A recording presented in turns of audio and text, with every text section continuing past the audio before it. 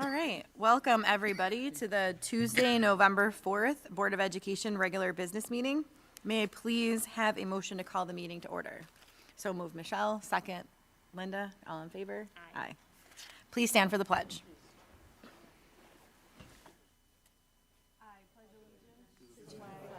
Of the United States of America, and to the republic for which it stands, one nation, under God, indivisible, with liberty and justice for all. Okay. And a motion to approve tonight's agenda, please. So moved. Carole, second. Maria, all in favor? Aye. All right, and we have our Schrader report tonight.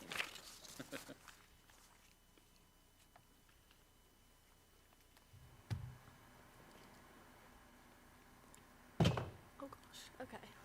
Hello, everybody. Hi. Happy November. My report is a little bit longer compared to my past one since we do have a lot happening here at Schrader. But to start off, a few updates from our music department. The Prism concert this past October went over really well, and we also had a Halloween concert with our 6th and 8th grade bands, and then also our high school bands performed with them. And then Schrader this upcoming Saturday is hosting the NYSSMA Junior All-State. So we have a bunch of NHS and Tri-M members helping keep things organized, like taking people to their rooms and their warm-up areas. And then our musical has been finalized with the completion of auditions and callbacks. Our musical this year is called On the Town, and we'll be having a live pit consisting of high school orchestra students and professionals from around the area, which I think is pretty cool because I'm an orchestra student and I feel like we haven't had this big of a pit before, so hopefully everything turns out well. And then earlier this month, Mr. Johns took his environmental science class on a boat cruise where they learned about the health of the Genesee River. The students participated in 3 different stations where they looked at insects, tested water samples for various indicators, and did sediments and other water sampling techniques. And then on November 13th, Schrader will be having a special guest speaker. Prize honoree and New York Times bestseller Julie Berry, author of If Looks Could Kill, will be presenting Focus the Lens, Focus the Story, How Journalism and Jack the Ripper Shaped the Urban Evolution of American Dream. She will be talking about her creative process and how she succeeded in her writing. And then students have been preparing for Barry's visit for a little bit now, with everything from book clubs and research choice boards to answering questions on the turn-of-the-century trivia questions to win book-themed prizes. And following the assembly, Barry will take a small group of student writers to share more about her writing process and the path to being published. Currently, we have 600 students attending, so I'm personally very excited because I'm going with my Lang class, and the English department, I feel like, doesn't get many field trips, so this is kind of like a little field trip for them. And then winter sports are starting up, but Thanksgiving is coming up super fast, so Schrader is doing a bunch of things to give back to the community. To start off, all of our clubs are participating in Warriors Giving. This is where each of them picks something to collect, and everything will be sorted and donated to various charities. And then since Veterans Day is next week, NHS is making cards that will be sent to a bunch of veterans. So I think that's a super nice way to just say thank you and kind of cheer them up. And then finally, to give back to the community, NHS is having a blood drive on November 13th, and we are apparently competing against Thomas to see if we can, who can get the most donors. So hopefully Schrader wins. But yeah, I think that's everything that I have for November. That was great. I think we did win last year, so I'm hoping we can continue our thing. So yeah, thank you, everybody. Thanks, Rebecca. While Joni comes up, I will say that Prism concert was amazing. I've never been to one, and it was so fun. So fun. Wonderful. Okay. Hi, Joan.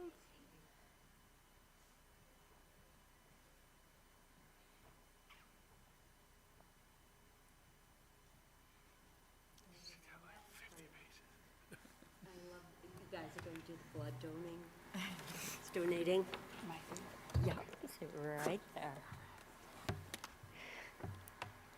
Good evening, everyone. Nice job. Love hearing your voice. Always doing a fabulous job. It's a tough act to follow. Keep having them try to move me, but they won't. Can you have some, Paul? Blame everybody else. He hired me. Okay, everyone, thank you. Thank you for having us as we report out. Our WTA members have been busy. You guys are all very much aware of that. At our elementary levels, our fifth graders are studying ancient civilizations. They had this really cool project celebration, mass celebration going on in bracelets, and they are incredibly thankful for the parents who donated numerous amounts of supplies so everyone could participate and make some. Our third grade classes across the district have been working with CKLA. They've all been working with it, but the Animal Kingdom unit, they've taken it to another level. Some are focusing in on the different text features that have been going on and experimenting with that, as well as others are teaming up with their librarians and integrating and weaving in some of those research skills that are needed in the library and when you're citing evidence, and really trying to move together to have kids know it in one place, learn it, and then be able to apply it in other areas. Our middle school, they were so funny when I was asking for information. People are like, do you know about the unified teams? And one has and one doesn't quite yet. So the collaborative conversations about the uniqueness in the relationships and the opportunities to create bonds, and they're looking for different ways of how we can do that for both middle schools and have those opportunities for students. Our high school, those UPK kids. That is one of, when we were first reporting, they were like integrating in that week. It is like the high schoolers couldn't wait for them to be there, and the opportunities that different teachers had last year that are now building on this year. So some of those pieces that weren't into effect, collaborating till March or April, have already started happening. The reading buddies, the going down, I think in the morning kids come in early to volunteer, to work the hours. It's wonderful. Our WTA members, I know Glenn's going to have it. Jason Jobson's adaptive PE class was able to line the halls for cheering. It's hard to give up your classroom. You all know that.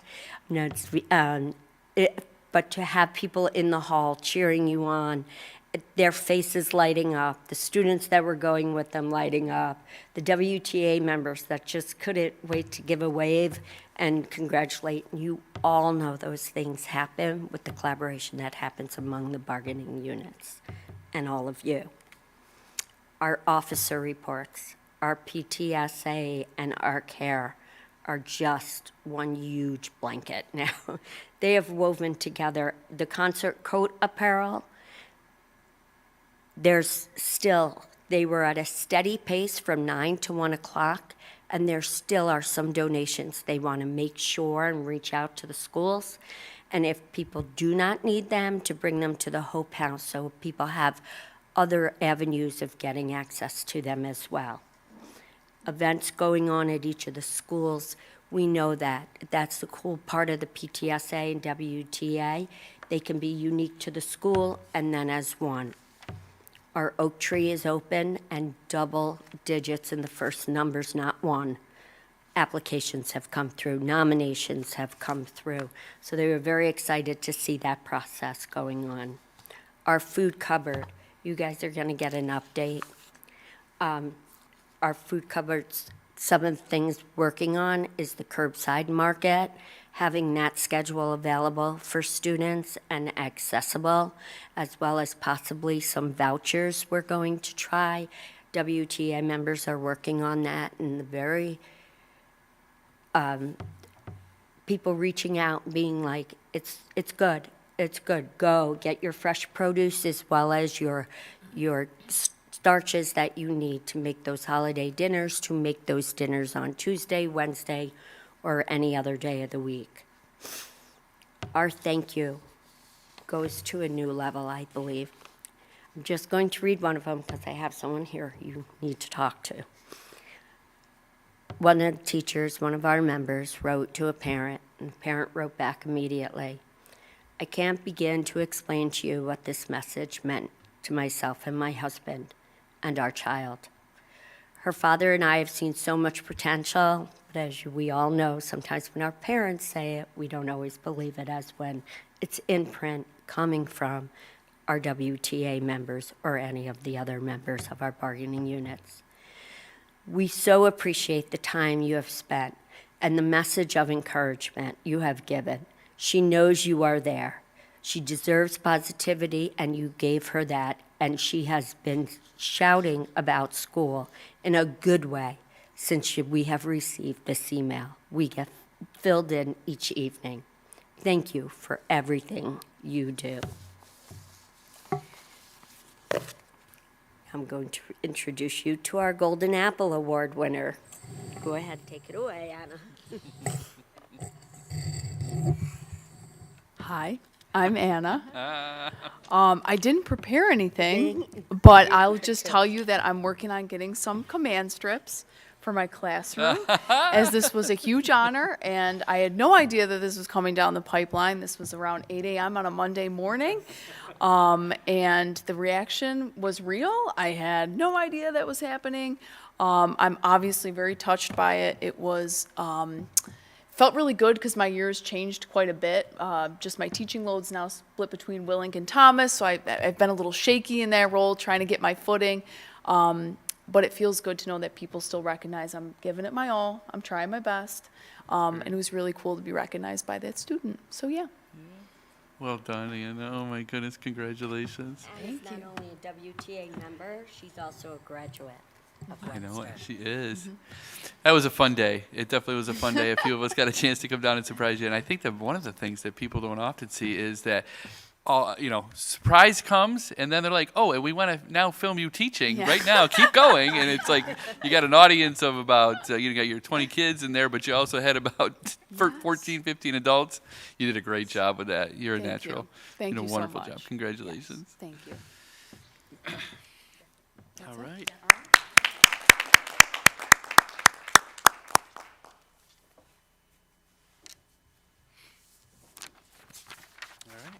We good? Yeah.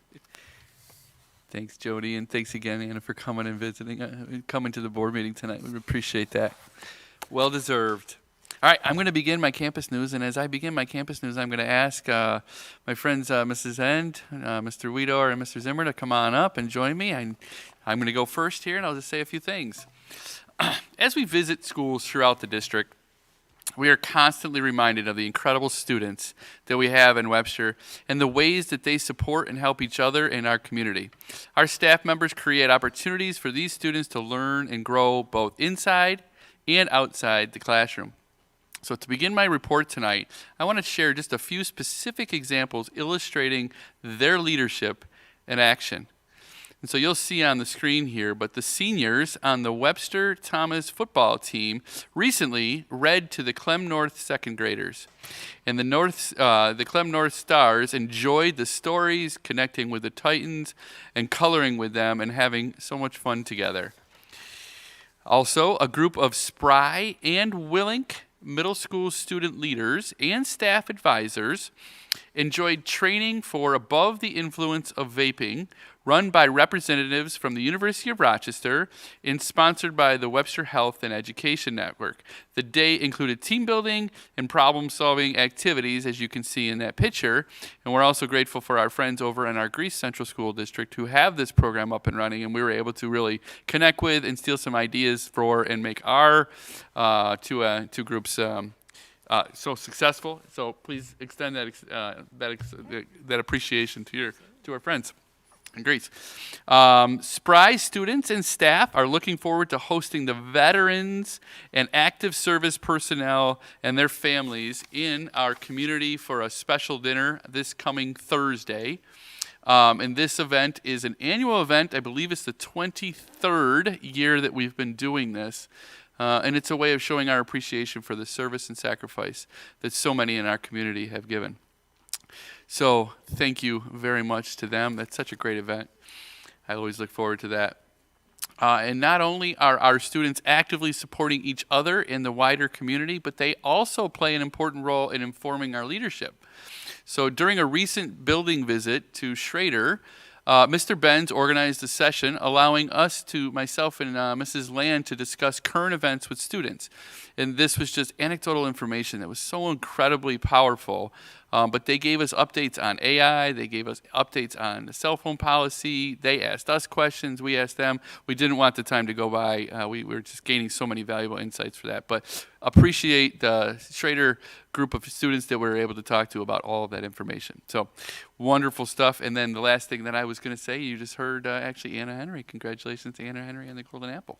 Now I'm going to turn things over to Mrs. End, who is going to give us our elementary update for the month. All right, thank you, Brian. Can you hear me? Okay. And Glenn offered to be my clicker, so thanks, Glenn. I think this is our second year presenting together. I'm ready. This is random, but it happens. So you're right. Yeah, it's good. All right. Click. Ready. I'm ready.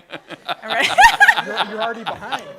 You're good. You're good. All right. So, great. hi everyone. I'm Martha End. I'm the principal at Clem South, and it's always an honor. It's really nice to be here. I looked back, and I was here in the fall last year. So some of you may recognize this presentation because I revamped it, but it's quite similar to last year. So we can go to the next. So we're presenting on Board Goal 1, and so if you'll see up here, I've kind of elevated this one part of the first board goal, which is around the social emotional piece. So the board came, I think it was about 2 weeks ago, and we were able to just really take a look at some of the social emotional things that we have in place at our elementary schools. So up there, we highlighted in our meeting just all those CASEL core competencies. So much of what's happening in our elementary schools, this is our foundation. This is the teaching that's happening around social emotional learning in our schools. Okay. All right, so we had some visitors, and this is our new Penguin Pride Award, which is really the core of social emotional learning, which is a strong PBIS system, or positive behavior intervention. So we had some kids come that had earned this award at Clem South, and as you can see, that's quite a lot of kids that earned an award in September. We're really focusing in on making sure that lots of kids are recognized for the good work that they're doing each and every day. So many of the elementary schools do something similar, but this is something new for us, and we were really excited to have kids that got the award come and talk to the board about what it meant to them and really some of the things that they had done. And just a lot of great positive parent feedback. It was a really great way to connect with families. And then we learned about our Tier 1 social emotional curriculum, which is Lion's Quest. And then they were so great. They humored me, and they participated in a 3rd grade lesson, which was around values. And so we each were able to talk about a value that was important to us. The kids really led us in that activity, but they just got a little taste of what that Tier 1 curriculum looks like. And we're in year 2 of that implementation, and it's going really, really well. We also then, we kind of were like looking at it through the tiers. So we have that really strong foundation of the social emotional learning, and then we brought in our mental health team to talk about kind of the added layers of support that they provide in our elementary buildings. And they each talked about different skill building groups that they have, the counseling support they provide, and really that ongoing family support. They do so much. We talked about just really how our mental health team really is the backbone of our school. So it was nice for them to talk about some of the work that they do with groups of children and individual students. And then our social workers, this is so great that Glenn and I are both here today, because this project really started, 2 years ago? You called me and said, I have a student who's a former Clem South student, and she has an idea, and it was the Bigs and Littles, and so we started doing it last school year. It was a big success. So students from Thomas come down once a month. They meet with their little in our library, and it's really about mentorship and connection. And we found that for our littles, it is a real reason to come to school. Like this is a big connection for them. So this has been really exciting, and they expanded this year and are going to Clem North as well. So hopefully maybe next year I'll be reporting that they're in 4 different schools, so. And then we went and did a walk around. So as we were walking around, we were in, I think, day 2 of our walk to read. So more to come. This is a little sneak peek, but the board did get to see that we've started doing something a little bit different at the elementary school called Walk to Read. I'm sure you'll hear more about it, maybe next month, I don't know. But really, it's targeted reading instruction for all of our students at a designated time. I think when we went around, we were in a 3rd grade room. It was a small cohort of children, and they were working on some pretty specific skills. So it was cool to see. They're changing classrooms, they're being adaptable and flexible, all those things, and we're kind of excited to see where this goes for our literacy improvement. So that's all I have to share. Thank you so much for having us. Thank you, thank you. All right, Mr. Weedor. Mr. Thank you so much. I was gonna switch it over. Mr. Conley first. We're going to have Mr. Conley. We use different platforms. Oh, okay. Got it. Yeah, that's right. There we Hi, go. everybody. I feel lucky to be here in October because it's such an easy month, after October, I mean, because it's such an easy month to report on. And, I mean, 2nd to June, it's probably the most fun-filled month of the year at our secondary schools. So I'm really happy to be here to talk about all of the great things going on in our programs. As you can see in the first slide, just a lot of fall spirit going on at Owl Middle School, which is over at Willink. They're getting that new addition that's going on the front of the school over there, so they're excited for that coming. Schrader, lots of college reps are coming in at both high schools. Environmental science trips to the Genesee. Math League has taken off. Some of our academic teams have started. Math League and Sparks and musicals. I know that our student rep mentioned Julie Berry coming, which is a collaborative between Thomas and Schrader. And of course, it's Red Ribbon Month as well. At Thomas, some of this was already mentioned. There's Anna down in the bottom corner there. So I won't mention her again, but she was obviously given the Golden Apple a few weeks ago. Fall sports are wrapping up for some of our teams. I think field hockey's still going because of a rain delay last night. And we had a really interesting speaker come in, I think 2 weeks ago. It was Thomas and Schrader's AP Stats, not AP, I'm sorry, sports data, sports and analytics. They had a data analyst from the Cincinnati Reds come in and present to both schools during the day. And I wanted to mention our SEPTA bowling tournament, which was earlier this month, where they raised, I think it was over $6,000 for SEPTA scholarships this year. And we have a growing Halloween contest every year, and you can see this year's winner. It was our 8-1 team who did the Wizard of Oz theme. Oh, So that's great. That's funny. it was a good day. And I did want to mention, this was this past weekend. That's awesome. The a Yellow man- Brick Road. We were all catching the Yellow Brick Road. We like that. Oh, you like that? Yeah. Yeah, That that's was, awesome. that was Craig Johnville, yeah. Sorry. 2017 Thomas grad, Amanda Vestry. You may remember her from, if you follow cross country, but she was an amazing runner in Webster. And now she's a professional runner. And she competed in the New York City Marathon, and she was the fastest, it was the fastest first or debut in the New York City Marathon by an American female ever. Oh my gosh. So I think she came in wonderful. 8th overall in the women. Yeah, That's awesome. so I know she went to the Olympic trials, I think, in the 3,000 meter a couple of years ago. And Yeah, yeah. I'm sure she's aiming for that again in 2028. So congratulations to her. Yep. Owl High School, they wanted to showcase some of their photo projects on elements of composition. So this is some of their students, Weston, Connor, Kalia, and Kevin, who wanted to show off some of their photos that they had taken. And Spry, that's Mr. Callahan, or Dr. Callahan down in the corner there, where he did they did a fundraiser for PTSA in the school. I think they raised over $1,200. Right around $1,200, yep. And what's his name? The Ron. Pinto Ron. Pinto Ron, Yeah, yes. Pinto Ron. He came and showed them how to do it, and Dr. Callahan got covered in mustard And ketchup. and ketchup, which was donated. And then some willing students who were recognized for care and connection in the classroom, and they attended a Section 5 leadership conference. So Just everyone's off and running, and all of our clubs and teams are going, and it's just a great start to the school year. Cell phone free. I know, exactly, yes. Oh, I got one more, I'm sorry. We have goal over at Schrader. This is work by Studio Art and Spanish 1 students in ninth grade. And they set up a Day of the Dead altar. Oh, ofrenda. Yeah. And now I'll turn it over to Mr. Zimmer. Thank you, Mr. Weedor. Good evening, everybody. Thanks for having me tonight. Just wanted to share a few updates of what technology's been working on since last April when I was last here. It's been a whirlwind. Deploying 6,500 Chromebooks and 1,200 iPads is no feat. And one of the coolest things that we continue to do as a district is use student workers to get all of those devices ready and maintain those devices. So it's a huge success and celebration for the 11 students that we had all summer working over in the Willing Band Room, laser engraving iPads, making sure all of the devices were enrolled, collecting the old devices, going through some of them that we continue to use for our loaners.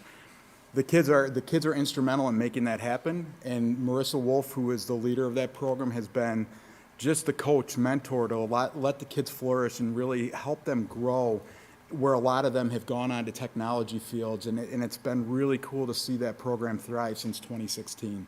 So we continue to thank you for your support. The program of our device replacement schedule continues to work really well, where we're providing our students and all of our staff with new devices every 3 years. And it's been beneficial as we continue through the cybersecurity landscape that all of our devices maintain that high level of complexity in order to be secure and be able to make sure that our environment's as safe as we can make it on a daily basis. So now into some cybersecurity updates. Our ongoing phishing training continues to go extremely well. We use a program called Know Before. We currently use that as part of a program compliance for New York State Ed Law 2D. Currently, right now, Webster School sits at 1.7 phish prone, which the industry average for all industries, not only education, sits about 4.3%. Our staff is doing phenomenal. It's a celebration that we continue to talk about, we continue to focus on. We have moved away from, the frequent trainings that if a staff member doesn't do so well in the first training, that there's some remedial training goes on. We move that to third, fourth, and fifth times where they've accidentally clicked on something. Because we've been so successful, we've also increased the complexity of what we do.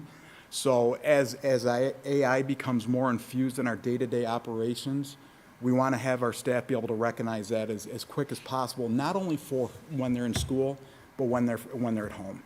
We have a lot of great complex systems that can protect our staff. My worry is when they go home and this happens to them, what systems do they have in place? And then it can be a lot more detrimental. So we're trying to make sure that we prepare them for not only what goes on a daily basis, but also giving them the skills and tools and resources to understand how to identify it when they're at home as well, because it is getting very, very complex. And as you guys know, we see it all the time. Some of the phishing schemes, some of the cybersecurity threats are very complex in simple ways, and they can take down our environment very, very quickly. One of the things that I continue to be excited about is our partnership with Arctic Wolf. It is our 24/7 cybersecurity monitoring system, where they will call us at 3 o'clock in the morning if something goes on. They called us about 2.5 weeks ago for something that looked a little odd. Luckily, it was just a BOCES update when they were working on the firewalls. And it was more of a failure for me that I forgot to notify them that was happening. So it was a great phone call that I received, and just to be able to say everything's okay, we knew about this. And so it's really been beneficial for us. We continue to do penetration testing with Arctic Wolf, as well as vulnerability scans on a monthly basis. They test our environment. They see if there's loopholes that they can get in, and we continue to find little tweaks that we need to make. It continues to make my team even stronger and more successful in what we do. So we continue to flourish with that. Since last time being here, we did have a New York State Ed Department technology audit. We were one of the first in Monroe County to have this done. We did very, very well. The two strong recommendations they came out with is that they wanted to update our password policy so we'd have stronger passwords to follow more of the NIST framework, which is 14 characters, and a passphrase, and all of those things. We settled on we were going to be at 12, and where we're updating more frequently just to make it a little bit easier for our users. One of the things that I continue to struggle with is our youngest friends in K through 3, and trying to get get people in this field to understand that it's very difficult for a 5-year-old to have a complex password. So we're trying to figure out how we continue to do that, but also be realistic in our approach to making sure that our little friends and even our senior friends and all the way up through our eldest staff have the abilities to do that and what works best for them. The other recommendation that they made is that we needed to discontinue the USB usage based on the amount of viruses and cybersecurity threats that were coming in through them. We have done that, but we've also made it part of some of our program practices where we have to use USBs to support photography classes, to support investigations, different things along those lines. So our policies reflect our common uses of them, and we try to minimize where that risk can be assumed as we continue to move forward. And then just a few things that are up and coming. This summer is our refresh and review of our current copier approach, figuring out what makes the most sense. Every 5 years we refresh our copiers to make sure that we have functioning devices that work well. Our refresh this cycle, this summer, focuses on our desktop upgrades, which we're starting to work on that. We just recently completed a Windows 11 review with Zelvin Industries. They came through and took all of our Windows 11 images to say what is correct, what's not correct, and what tweaks we can make, because Windows 11 is so new for us, and we wanted to make sure that we're setting ourselves up now, not just for now, but for the next several years. And they gave us some really good recommendations, some minor tweaks in order to help us grow. And then the last thing that is one of our major focuses this year is NIST is going to be transitioned to NIST 2.0, which is the National Institute of Science and Technology framework. It's one of the requirements, the one-liner under Ed Law 2D that we have to follow. It's going from 1.1 to version 2.0. So we're working on what those changes are going to be, minor tweaks are going to be as this cybersecurity landscape continues to evolve quicker than anything. And so we're working on a bunch of different things right now. We've got a lot of irons in the fire, but thank you for your continued support of technology. It's really become an integral part of what we do, and we couldn't do it without all of your support. Any questions about technology? Carole. I have one, just because I'm like the opposite of the little ones. I'm the other end. And I, every once in a while, get an email saying we need to do whatever, redo your password, and I just dump all those. Perfect. But if you ever wanted to get in touch with me, you'd have to give me a call, Sounds good. okay? And I appreciate you dumping those emails, because those are the types of passwords that a lot of people fall for. One of the most common okay. ones comes from Dave Swenson in HR at webstercsd.org.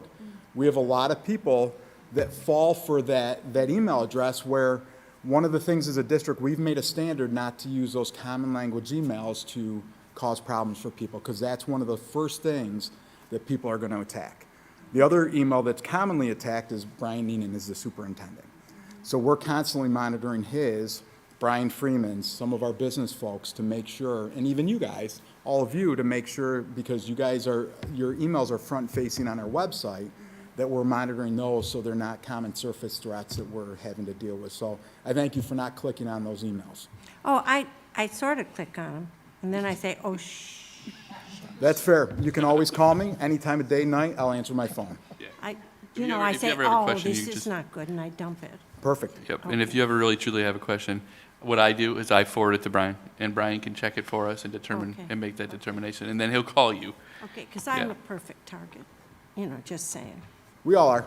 Unfortunately, everybody's fair game now, even our youngest friends. And so that's why we take this so seriously, and we're trying to put the parameters in place to protect us. And to be honest with you, I've had several that are legit, that are true emails, that someone is trying to get a hold of me for the right reason or whatnot, that just doesn't look right. And I will still forward that to Brian, and Brian will help me make okay, that like that. determination, Okay. absolutely. Okay, thank you, Yep. So, thank you.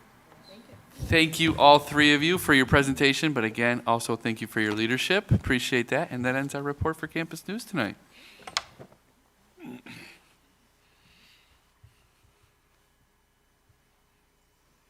right.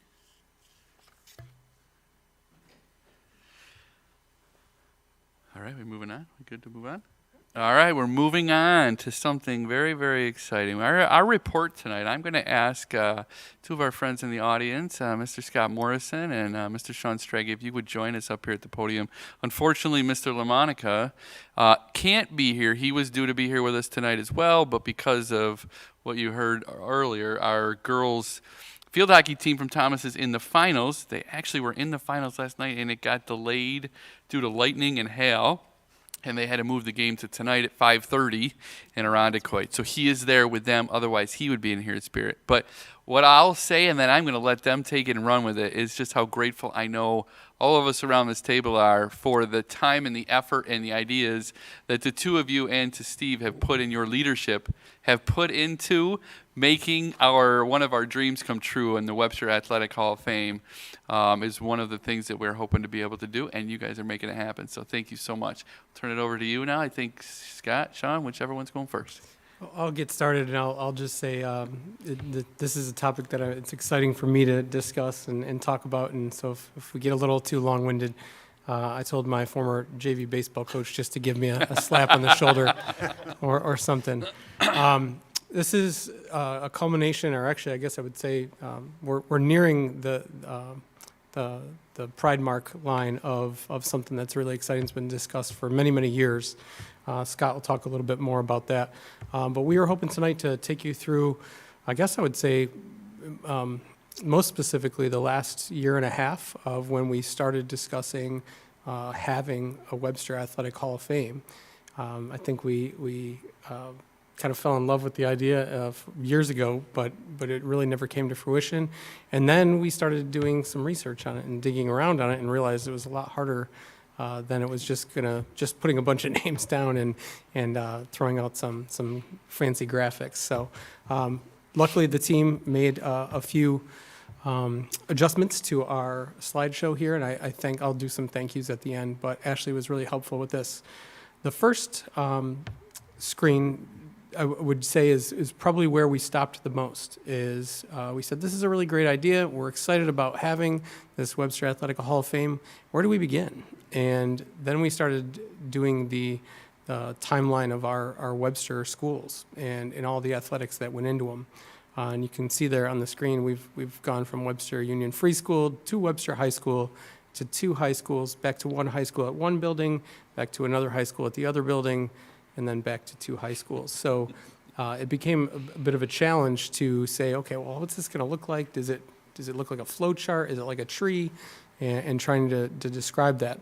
I guess what I would say is the best ideas probably came about 25 years ago when Scott took this project on, and I was going to have Mr. Morrison describe that. Before he does, I will say it's pretty nice to share a room with a Webster legend, somebody who spent a whole lot of time on our fields and his coach.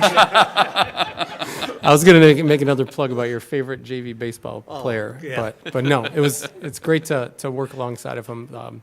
Certainly, a lot of people around the area have a ton of respect for him. So we listened to him a lot, and he'll talk to you about the genesis of this project. Yeah, we looked at this years ago when it first became an athletic administrator, and I guess I didn't have all my I's dotted and T's crossed, and it was sent back to the drawing board. And the drawing board got longer and longer. And I kept on going to other schools and seeing these Hall of Fames. Some are simple plaques, some are up on a video screen that keep on repeating and so forth. I even attended some of their ceremonies and found out some great ideas. And then when it says it takes a village, it really does. And our group is tremendous on working and, coming up with the ideas, come up with bylaws. I went to Brockport. We did it and then asked for forgiveness later. We didn't have any bylaws or anything like that. So anyhow, in these past year and a half, it's really came to fruition, as Sean says, and I think we're in a great spot, and I'm looking forward to the next few months. The next slide here is, I think it's going to play a video for you that will show you a bit about our history. That's great.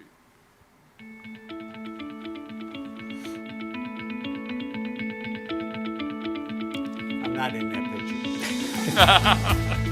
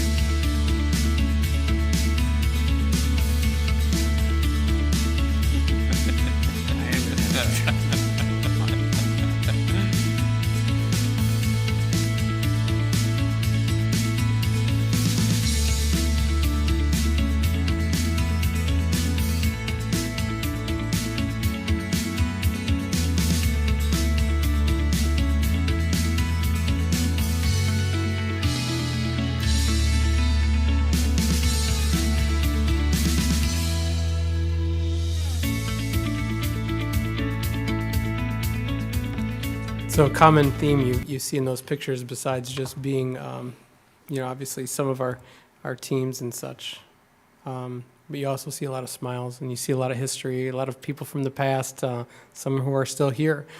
So we really, we started to work on how to narrow this down, and really how to, we started with the end in mind. What do we want it to look like eventually? And then how are we going to get there in some way that's going to make a lot of sense of our history? We actually ended up with 2 committees. I don't think that was our original design necessarily, but we decided we needed sort of an internal steering committee that had some good ideas from within. And then we really wanted to have a voting committee that was made up of our wide-ranging group, our town, if you will. And so we have past coaches on there. We have teachers from both buildings. We have people who have served a variety of different roles within our athletic past. And so the first time we actually got them all together in one room, I would say it was pretty powerful. Because it's hard not to celebrate. It's a celebratory event. So we started going around and talking about some of the names of the nominees, and it was hard not to tell stories about all of those people. And I just sat back and listened to a lot of them, thinking, I guess I'm not going to be getting my groceries at 7 o'clock or whatever, because it just kept getting longer and longer, but it was great, and everyone was really excited about sort of being a part of that. We did have over, I guess I would say, I think we had almost 60-some nominations from our first time around, and that opened only in May. And I think we've learned a lot about the process, about what we'll keep and what we'll change for the next time, and we're really close to launching our inaugural class. We have had our voting committee now organize it, and one of the members in the room here did a lot of the dirty work with some spreadsheets behind the scene, because one thing we learned was we didn't really classify all of the people who were nominated the same way. We said, go ahead and vote for your group, and we kind of kept it loose. I think we'll put some more parameters on that the next time through, because it was really difficult to say, decipher from an email and a list and a handwritten list and a typed-in list and a color-coded list. And so we had a lot of great ideas, but we're going to have to narrow that down as a group the next time. One thing that Scott mentioned, I think, is probably we need to bring it back to is some of the research that was done was really reaching out to our local schools, Monroe County and beyond, and then obviously having people go and actually work with and speak to people who have been, who have recently done a Hall of Fame, and to see what pitfalls they had, what successes they had. And that gave us, I guess I would say, enough of a boost that we were able to sort of, I guess, push on. I don't know if you want to chat about that. What's difficult with our situation is we went from one school to two, back to one to two, and just kept on going. And how do you recognize these people, these athletes? And that became paramount as our group on what we decided to do. And I think we came up with a great idea where the Webster athletes, and then we talked about, okay, they went to the Thomas building, went to the Schrader building, they went to the original Webster building and whatnot. So that because I remember when Thomas won sectionals in hockey, and we said that was the first time ever. And I got a call from, I thought he was a friend, and they said, wait a minute, we were the first. And I had to explain to him, I thought, because they went to Webster, that was where the high school was at the time, but it was a combined team. So we became friends again, but that's the stuff that you have to think about. Totally, and another thing we had to think about is, okay, well, how many females do we have? How many males do we have? And we didn't start really female athletics until late 70s, early 80s, whereas the male athletes were going on from whenever we started in 1920 and so forth. So that was, we don't have as many candidates. Well, we will, and so the next way through, you're going to see even more. Mm-hmm. So very interesting. Yeah, and I guess I would also say that it was exciting to see the first set of nominations come through, but what it made you wonder, I guess, and think was, we have a website. We're trying to get the message out to everybody effectively.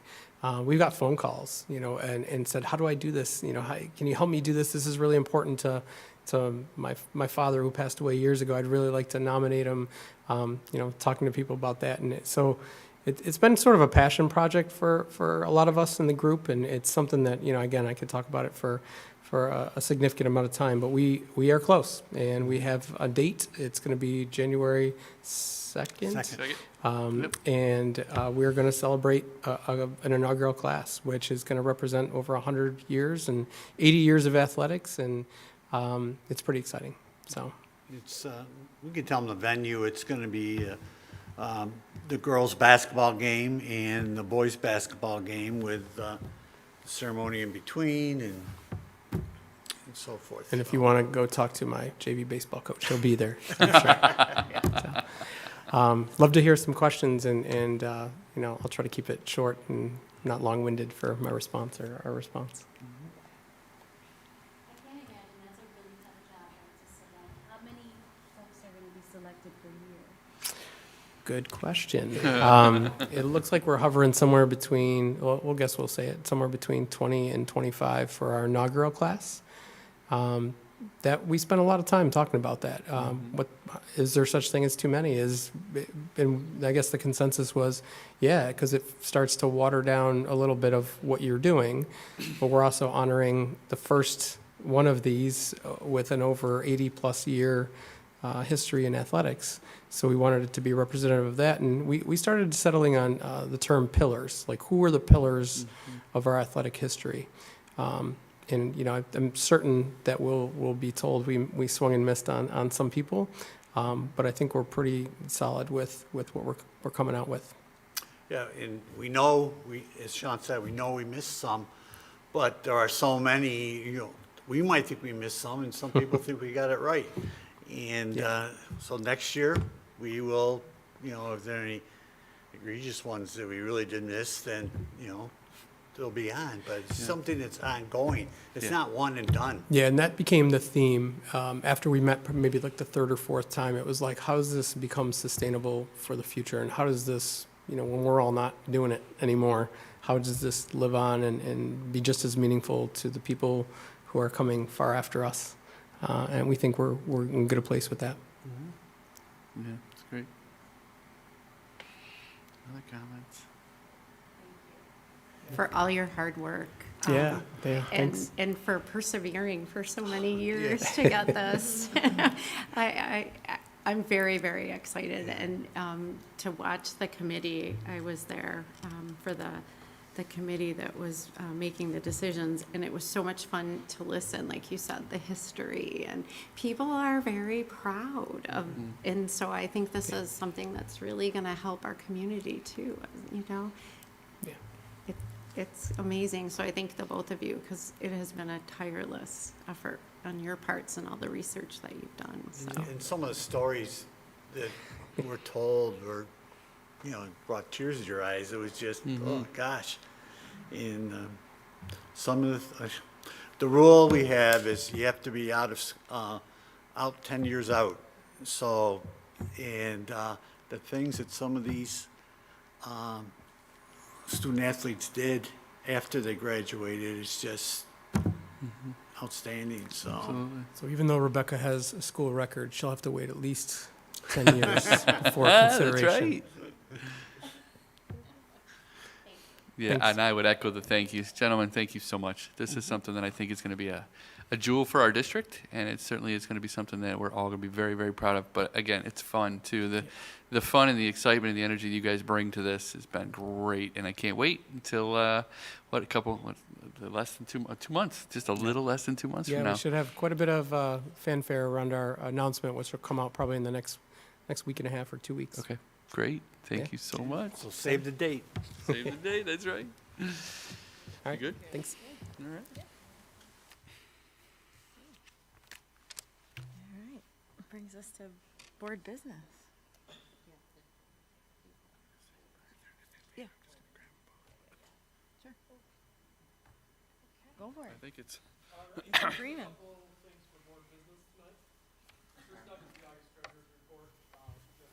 doing well for the month of August.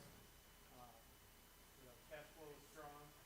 Our investments are holding steady. We are seeing a little bit lower rates on our investments, but that was expected.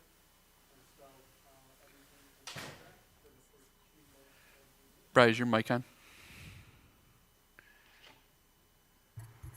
Now it is. Yep, that's what I thought. Okay, great, thanks. So just to refresh that is month of August, generally not a lot going on financially.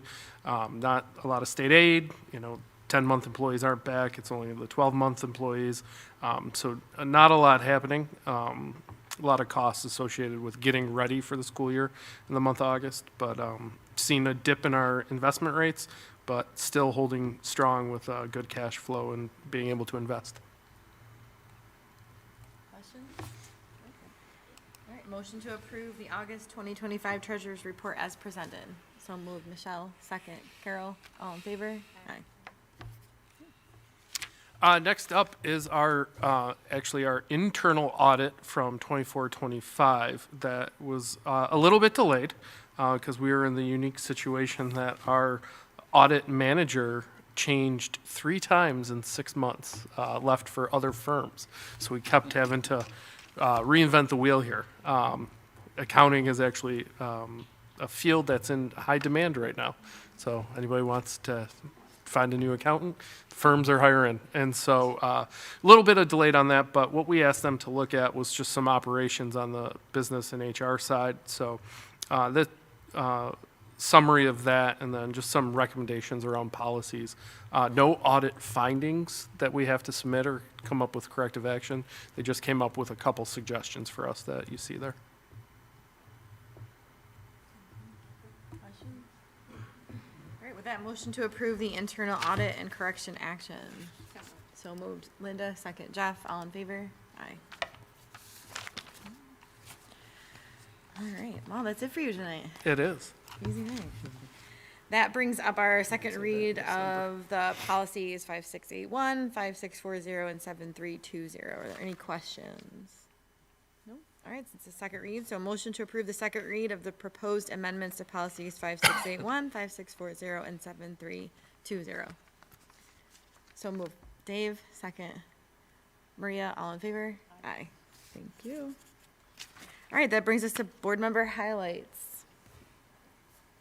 Don't all jump at once. We just met. We went, we went to Clem South, and it was a lot of fun. Yeah, always fun, especially that third grade test or exercise. That was, yeah, I always love going to the schools. Yeah. It was great. It was a great conversation starter. That's what I loved Yeah, about it too. yeah. Is we were all able to talk about our different things that meant the most to us: integrity, leadership, things like that. Whatever it was, and we were able to learn from it. It was neat. So, thanks, Martha. The Strategic Planning Committee, the core team is meeting tomorrow because we have a survey coming up next year, so we need to start working on that. So excited about that. The AI subcommittee also met a couple weeks ago, and they're making small working groups because we've done the toolkit for the staff, so now we've got to kind of hone in on some other stuff, students stuff, some community learning and some ethics and all of that. So they're forming committees and they'll start to meet. Policy will meet in December for another, for our quarterly or do we meet bi-monthly update, right? Okay, all right, sorry. And then just a couple other things. The Webster Health Education Network held a drug take-back a couple weeks ago, and they collected over 200 pounds of medications and filled a 50-gallon barrel full of sharps. That's pretty impressive. Yeah, so thank you to everybody who participated in that. And tomorrow is the Ledge Committee, and we will have the position papers for the school year, so there'll be more to report on that. And with that, we also met with Senator Brook and Assemblyperson Lunsford, and we'll be meeting with Brian Menktelow in December. And those are just great opportunities for us to continue strengthening our relationships with them and advocate for what our district is in need of at this point. So that's it. I would add in regards to Central PTSA, they wanted us to make sure that we mentioned that they have a Wizards game again this year. And the date and time for that right now, tentatively, but I believe this is what we'll end up going with, is January 17th, and it's at 5:30 at Schrader. So that was something we did 2 years ago, and it was fantastic. So, yep. So that's a big fundraiser for PTSA. And then the only other thing I have is it's November, so it's our coffee cart month. Yeah. Which board leadership, district leadership, and union leadership, we got a chance to tour all the schools and thank everyone in the month of November. And thank you to Mr. Metzger, because I wouldn't be able to attend those if it weren't for you helping relieve me from my classroom duties. So I wanted to make sure I gave you a thank you, because I do appreciate it. So That's great. yeah, so looking forward to that. That's always starts this fun. week. Yeah, that's Yep. great. It's fun. All right. That brings us to the consent agenda. Any questions about tonight's consent agenda? Seeing none. May I please have a motion to approve tonight's consent agenda? So moved. Maria, second. Linda, all in favor? Aye. Okay. All right. Last but not least, we have visitor speaking time. We do have a member signed up tonight, so just a couple of friendly reminders. This is a chance for the board to listen. We don't engage in dialogue during the public forum, but you do have up to 4 minutes to speak. We use the green, yellow, red light system. And we just ask that everyone refrain from discussing specific personnel or students and address in a civil manner.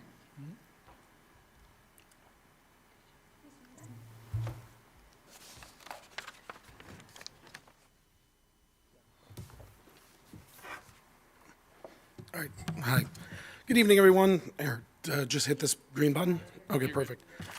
Good evening, everyone. My name is Brian Mason. I'm a parent of a first grader at State Road Elementary. I'm here tonight to share a personal experience that, while difficult, I believe highlights some vitally important information about student safety and accountability in this district.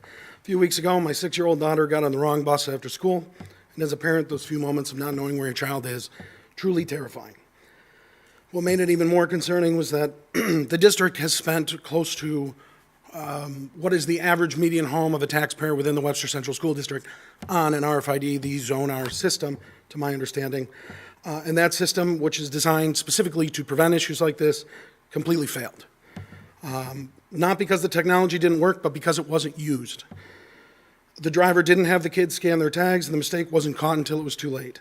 When I followed up with the district, I learned that there isn't a formal policy or a publicly available procedure that explains how this RFID system is supposed to work.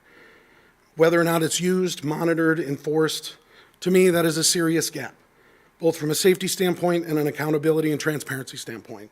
As a parent and as a taxpayer, I firmly believe families have a right to know how the system works, what the expectations are, and what steps are in place to make sure that it's being used consistently across every route in the district.